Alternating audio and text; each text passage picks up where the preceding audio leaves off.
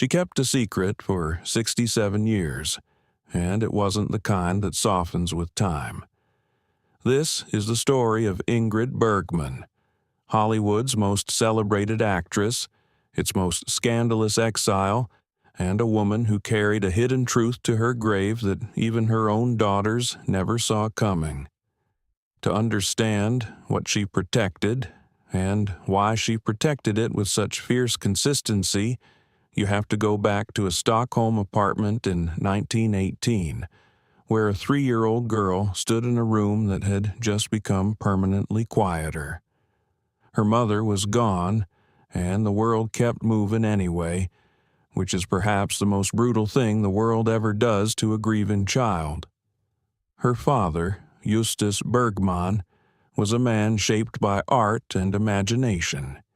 He painted, photographed, and read to her with the kind of attention that makes a child feel like the entire universe. And for 9 years, he was everything.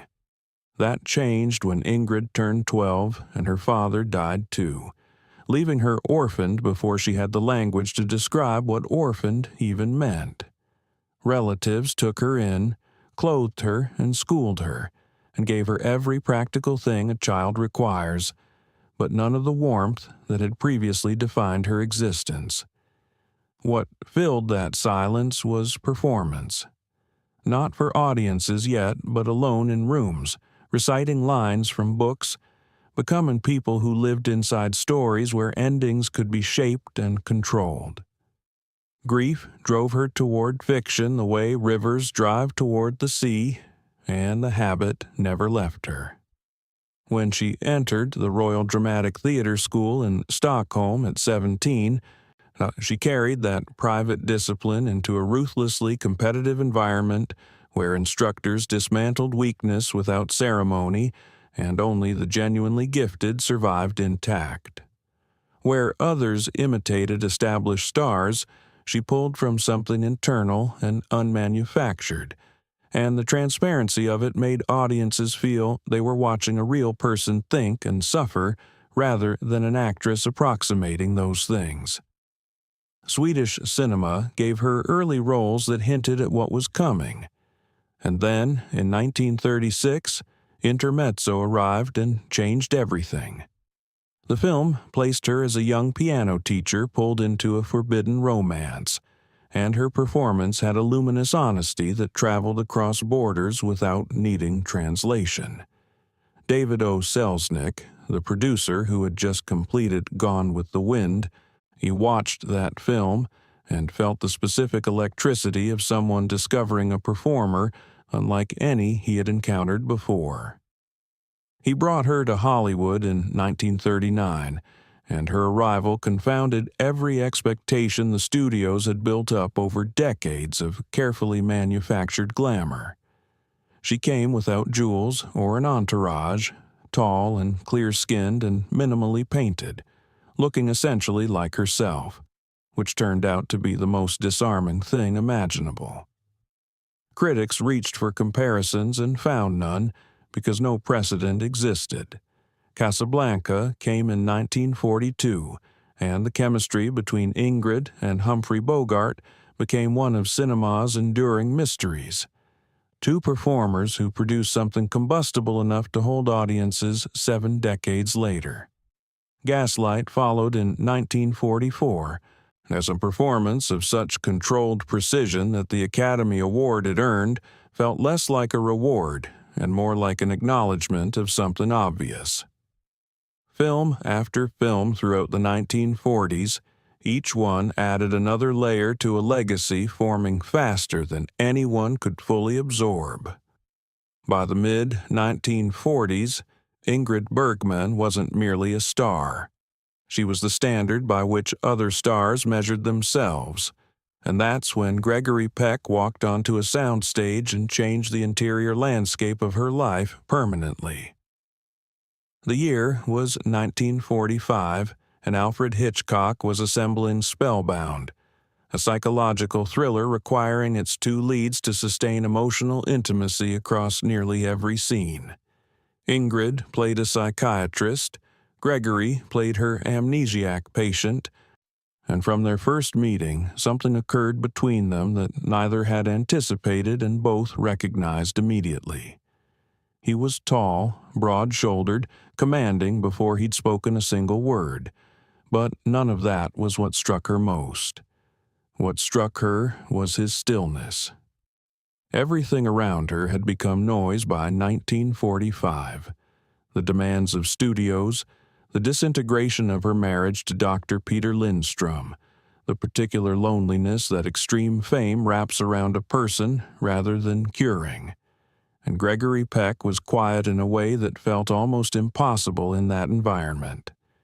He listened to her, genuinely and entirely, which famous men rarely manage because fame teaches you to perform even in private moments, and he had somehow resisted that erosion. Her memoir, discovered after her death and shared with her daughters, described him in 3 words that stopped everyone who read them cold. He was massive. Physically, he was tall, broad, a presence that displaced air when he entered a room. But what she meant went far deeper than dimension. She meant the weight of his attention. The way his gaze, when it settled on her, carried no hunger to possess her and no performance of admiration, only the steady recognition of one person genuinely seeing another. During the filming of Spellbound, they walked the streets of Los Angeles together on evenings after long shooting days, away from the set and the crew, and she told him things she had told no one else, about the growing silence in her marriage, about the isolation that existed at the exact center of her fame. He listened without judgment or agenda.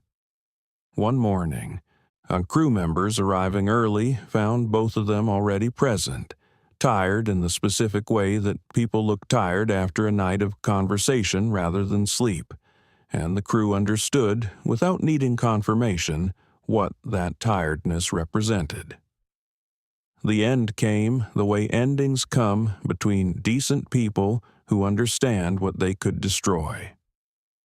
One evening, Ingrid placed her hand over his and told him quietly that they couldn't let this consume everything they had built. He agreed without argument, which told her he'd already arrived at the same conclusion and had simply been waiting for her to name it first. No promises were exchanged, no dramatic farewell. They returned to their separate lives, and that was the end of what had begun.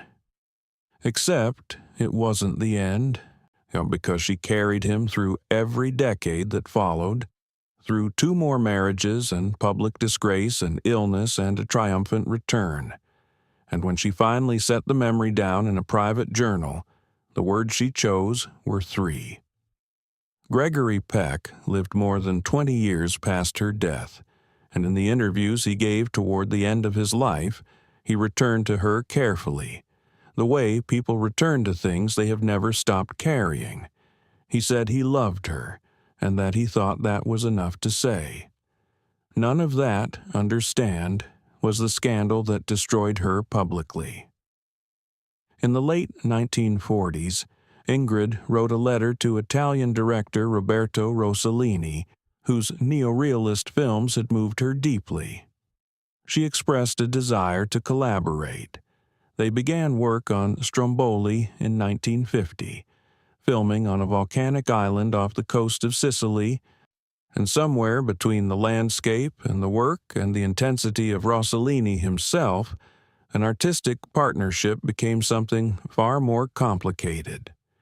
She became pregnant with Rossellini's child in 1949 while still legally married to Lindstrom, and when that news reached America, the reaction arrived like a physical collision.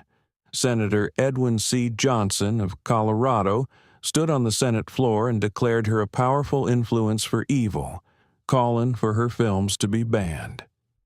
Studios that had competed fiercely for her involvement now refused her calls.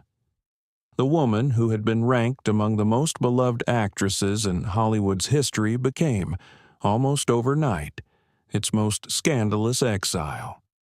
She didn't apologize. She left. Italy became her home, Rossellini became her husband, and between them they had 3 children, twin daughters Isabella and Isotta, and a son named Roberto. Isabella would eventually become a celebrated actress in her own right, carrying her mother's screen presence into a new generation of cinema.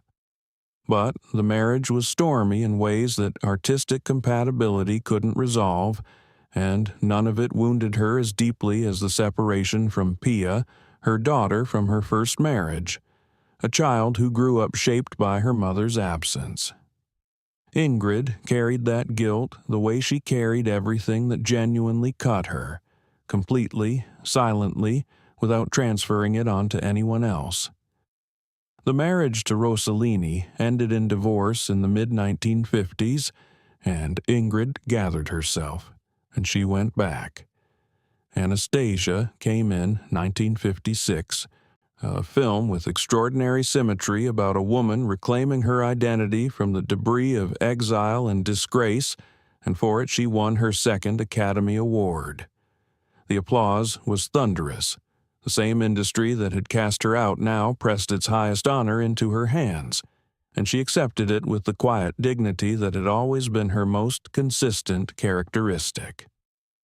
The Tony Award came for her work on Broadway, making her one of the very few performers to earn the Triple Crown, an Oscar, an Emmy, and a Tony, a distinction that places her in company so small it barely constitutes a group.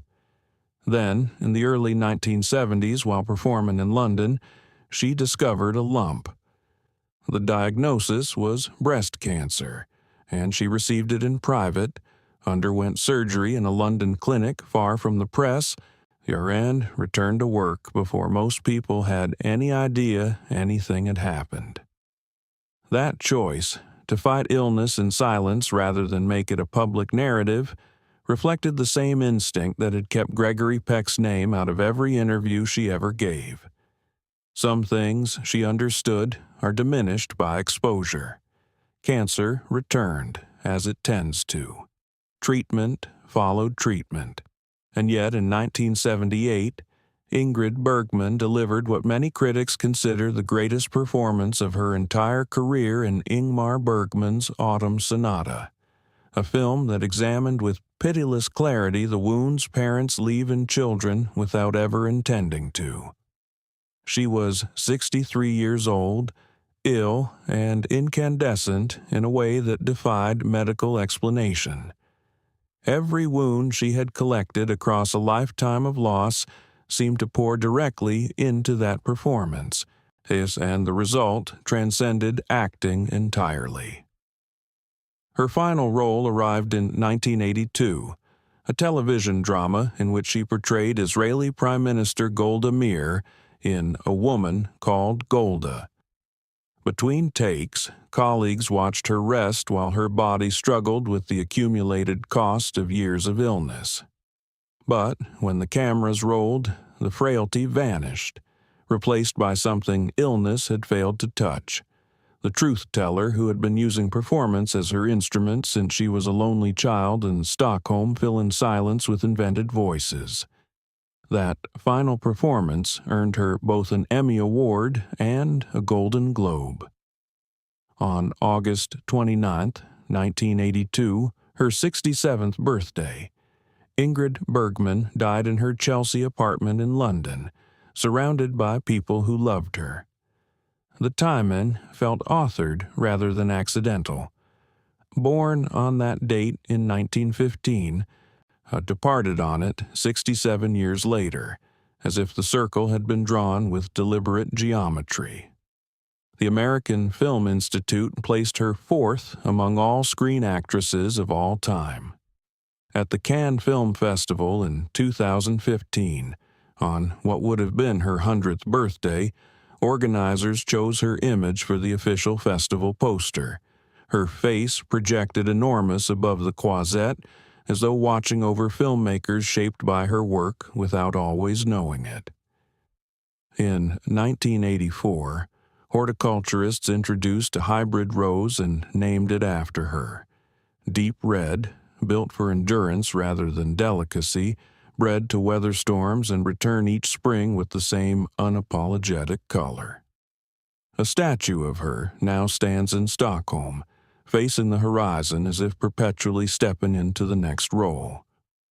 Woody Guthrie wrote a poem in her honor, and that poem sat in his papers for decades until 1998, when Billy Bragg and Wilco found it, composed a melody, and released it as the song Ingrid Bergman, proof that her reach had extended far beyond film into folk music and cultural memory. And underneath all of it, preserved in a private memoir that her daughters read for the first time after her death, 3 words continued to hold their shape. He was massive. Gregory Peck had walked into her life during the filming of Spellbound and had never fully walked out of it. She protected that truth not out of shame but out of understanding. She knew that if she released it, the press would dismantle it and reduce it to scandal, and what existed between them was too specific and too clean to survive that kind of handling. Ingrid Bergman's life ran the full length of the spectrum between triumph and ruin and back again, multiple times in a single lifetime. An orphan who became one of cinema's most celebrated figures, a figure cast into exile by the same public that had worshipped her. An exile who returned and won another Oscar and kept working even when her body was dismantling itself from within. She performed through cancer, died on her own birthday, and left behind a rose, a statue, a song, 3 Academy Awards, 2 Emmy Awards, 1 Tony Award, and 3 words in a private journal that held more weight than most people's complete autobiographies. When Casablanca plays and the moment arrives, Ingrid Bergman turning to Humphrey Bogart, telling him they'll always have Paris. It isn't dialogue anymore. It stopped being dialogue a long time ago. What it is now is a woman who understood loss at the cellular level, who had known since the age of 3 what it means when something you love disappears without warning, telling you as gently as she can that beauty doesn't vanish when it ends. It transforms. It becomes a rose named after you. It becomes a statue facing the sea. It becomes 3 words in a journal, quiet and permanent and untouched by scandal, belonging entirely to the people who lived them. Ingrid Bergman left the stage on August 29, 1982. The performance, though, never stopped.